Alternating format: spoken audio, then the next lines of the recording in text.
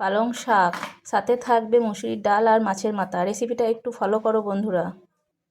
কড়াইয়ে সর্ষের তেল দিয়েছি, ফোড়ন দেব রসুন, তেজপাতা, শুকনো লঙ্কা, সামান্য একটু পাঁচ ফোড়ন, একটুখানি পেঁয়াজ কুচি। বাদামি বাদামি ভাজা হয়ে গেলে কুচি কুচি আলু করে রেখেছিলাম,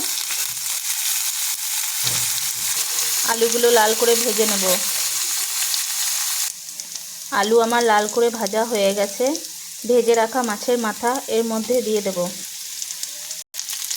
মাছের মাথা আলু একসাথে একটু কষে নেব।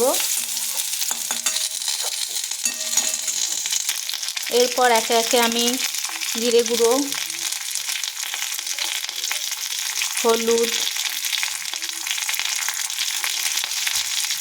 নুন, চিনি সব দিয়ে ভালো করে মশলাটা কষে নেব।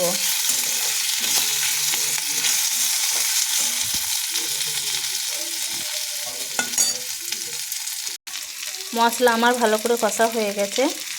এরপর পালং শাক আমি দিয়ে দেব।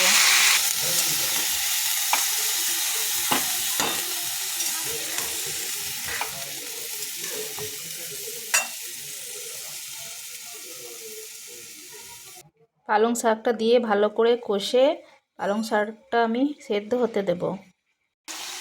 শাক আমার সিদ্ধ হয়ে গেছে। এরপর আমি সিদ্ধ করে রাখা মুসুরির ডালটা দিয়ে দেব, দিয়ে একটু নাড়াচাড়া করে নেব।